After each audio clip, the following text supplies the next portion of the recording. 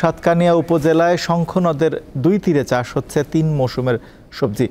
তবে ফলন ভালো হলেও ন্যায্য দাম না পাওয়ায় হতাশ চাষিরা। উপজেলা কৃষি অফিসের দাবি, কৃষকদের সবজি চাষে উন্নত প্রযুক্তির ব্যবহার সম্পর্কে প্রশিক্ষণ দিয়ে সহায়তা করছেন কৃষি কর্মকর্তারা। তখনও ভোরের আলো ফোটেনি, কুয়াশা ভেদ করে শঙ্খ নদ বেয়ে ছুটে আসছে একের পর এক সবজি ভোজাই নৌকা। একটি দুটি নয়, ঘণ্টা খানেকের মধ্যে অর্ধশতাধিক নৌকা এসে ভিড়ল দোহাজারী রেল স্টেশন সংলগ্ন ঘাটে। কোনোটিতে মূলা, কোনোটিতে ফুলকপি বা বেগুন।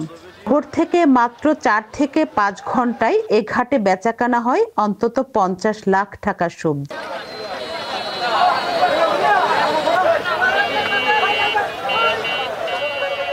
কিন্তু কোথা থেকে আসছে এত সবজি? উত্তর মিলবে শঙ্খ নদীর 2 তীরে। চন্দনাইশ উপজেলার ধোপাচড়ি, বৈলতলী, বড়মা এবং সাতকানিয়ার বিভিন্ন গ্রামের কৃষকরা বিস্তীর্ণ সবুজ মাঠে সবজি চাষ করেন। আগাম সবজির ফলন ভালো হওয়ায় খুশি প্রান্তিক কৃষকরা। ক্ষেত থেকে তুলে আমরা পাইকারি ব্যবসায়ী আমাদের ক্ষেতের ওখানে যাই, বাজারে যাই, বাজার থেকে আমরা মালগুলো ওদেরকে সাপ্লাই দিয়ে দিই। আমরা ব্যবসা করি, আমাদেরও লাভবান হচ্ছে, তারপর হচ্ছে যে যারা ক্ষেত করতেছে ওনারাও লাভবান হচ্ছে। আর আমাদের সবজিগুলো হচ্ছে একদম টাটকা। সবজি উৎপাদন হয়ে বেচা কিনেও বেশি ওর আল্লাহ দিলে আর নির্যাতন কিনে আর পাইকারি বেশি দিয়ে। আর সবজির দাম যেমন সরা দাম আছে কেজি 200 টাকা বড় কিনে আর 200 150 টাকা 100 কোটি বড় কিনে।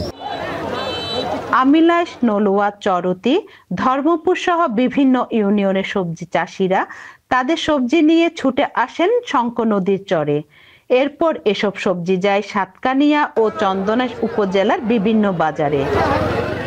দক্ষিণ চট্টগ্রামের সবজি ভান্ডার খ্যাত শঙ্খচরের মাটি সবজি চাষের জন্য বেশ উর্বর ও উপযোগী হওয়ায় সব ধরনের সবজি চাষ হয়। শীতকালীন সবজির লক্ষ্যমাত্রা 2257 হেক্টর। আমাদের এখন পর্যন্ত 850 হেক্টর আমাদের অর্জন হয়েছে। আমাদের বিশেষ করে দোপাচড়ি, দোহাজারী, কাঞ্চনাবাদ, হাসিমপুর, বৈলতলী ইউনিয়নের সবজি হয়ে থাকে।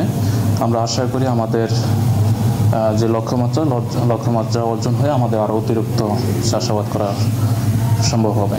শঙ্খ নদীর তীরবর্তী গ্রামগুলোর প্রায় 7,500 কৃষক শঙ্খের তীরে সবজি চাষ করেন। সবজি হয় বর্ষায়, শীতের আগে এবং ভরা শীতে।